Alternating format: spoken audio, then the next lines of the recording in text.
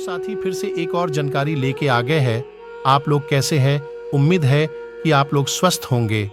भगवान श्री राम के नाना नानी का नाम क्या था?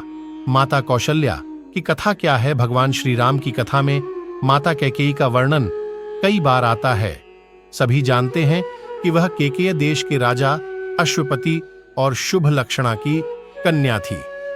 ये वर्णन भी मिलता है कि राजा अश्वपति घोड़ों के देवता थे, लेकिन माता कौशल्या के माता पिता यानी भगवान श्री राम के ननिहाल के बारे में कुछ खास वर्णन नहीं मिलता, जबकि माता कौशल्या अदिति अवतार मानी जाती है।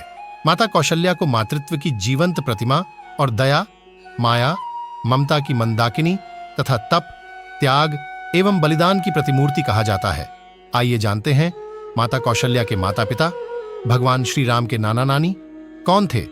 भगवान श्री राम की माता कौशल्या के माता पिता कौन थे? भगवान श्री राम की माता कौशल्या कौशल प्रदेश की राजकुमारी थीं।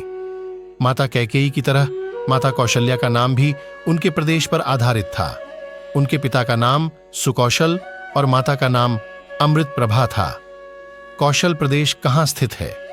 इतिहासकारों एवं विद्वानों ने अलग अलग वर्णन किया है। कुछ लोग इसे वर्तमान छत्तीसगढ़ मानते हैं, तो कुछ इतिहासकार उत्तर प्रदेश के गोरखपुर का क्षेत्र। एक हिंदू ग्रंथ में दक्षिण भारत, ओडिशा का भी उल्लेख है, लेकिन एक चीज समान है और वह यह कि कौशल प्रदेश एक स्वतंत्र, आत्मनिर्भर एवं स्वाभिमानी देश था। कौशल्या के भाई कौन थे? भगवान श्री राम के मामा का नाम क्या था? माता कौशल्या के पिता का नाम सुकौशल था, जो महाकौशल राज्य के राजा थे। यह क्षेत्र वर्तमान में मध्य प्रदेश और छत्तीसगढ़ में पाया जाता है। राजा सुकौशल एवं रानी अमृत प्रभा की किसी भी पुत्र संतान का उल्लेख नहीं मिलता। यही कारण है कि महाकौशल की पूरी प्रजा माता कौशल्या को बहन और भगवान श्री राम को अपना भांजा मानती है। यही कारण है कि आज भी महाकौशल क्षेत्र में मामा अपने भांजे के पैर छूते हैं, उनका पूजन करते हैं। माता कौशल्या का राजा दशरथ से विवाह कैसे हुआ? राजकुमारी कौशल्या के विवाह योग्य होने पर वर की तलाश में चारों दिशाओं में दूत भेजे गए। उसी समय अयोध्या के राजा दशरथ ने साम्राज्य विस्तार अभियान के तहत कुश स्थल के राजा सुकौशल को मैत्री या युद्ध का संदेश भेजा। राजा सुकौशल को भ्रम हो गया कि अयोध्या के राजा दशरथ उनके राज्य को अपने अधीन करना चाहते हैं। स्वाभिमानी एवं स्वतंत्रता प्रिय होने के कारण उन्होंने युद्ध का विकल्प चुना। दोनों के बीच घोर युद्ध हुआ। अंततः राजा सुकौशल पराजित हो गए। तब राजा दशरथ ने उन्हें अपने अधीन नहीं किया, बल्कि मैत्री का प्रस्ताव रखा। राजा दशरथ के मधुर व्यवहार पर राजा सुकौशल मोहित हो गई। उन्होंने इस मैत्री को संबंध में बदलने का प्रस्ताव रखा और इसी के चलते राजा सुकौशल ने बेटी कौशल्या का विवाह राजा दशरथ से करा दिया। राजा दशरथ ने देवी कौशल्या को महारानी का गौरव और सम्मान दिया, जिसने कौशल्या की नम्रता को और अधिक विकसित किया। भगवान श्री राम की माता कौशल्या की कहानी आरंभ से ही कौशल्या जी धार्मिक थीं। वे निरंतर भगवान की पूजा करती थीं, अनेक व्रत रखती थीं और नित्य ब्राह्मणों को दान देती थीं।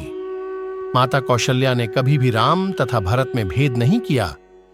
पुराणों में कश्यप और आदित्य के दशरथ और कौशल्या के रूप में अवतार भी माना गया। पुराणों में कहा गया है कि प्राचीन काल में मनु और शतरूपा ने वृद्धावस्था आने पर घोर तपस्या की। दोनों एक पैर पर खड़े रहकर नमो भगवते वासुदेवाय का जाप करने लगे। उनकी तपस्या से प्रसन्न होकर भगवान विष्णु ने उन्हें दर्शन दिए और वर मांगने को कहा। मनु ने बड़े संकोच से अपने मन की बात कही, प्रभु, हम दोनों की इच्छा है कि किसी जन्म में आप हमारे पुत्र रूप में जन्म लें। ऐसा ही होगा वत्स। भगवान ने उन्हें आशीर्वाद दिया और कहा, त्रेता युग में मेरा 7वां अवतार राम के रूप में होगा। त्रेता युग में तुम अयोध्या के राजा दशरथ के रूप में जन्म लोगे और तुम्हारी पत्नी शतरूपा तुम्हारी पटरानी कौशल्या होगी। तब मैं दुष्ट रावण का संहार करने माता कौशल्या के गर्भ से जन्म लूंगा। उम्मीद है कि यह जानकारी आप लोगों को अच्छा लगा होगा। हम आप लोगों से आशा करते हैं कि चैनल के सब्सक्राइब, लाइक और कमेंट कर दीजिए। जय श्री राम।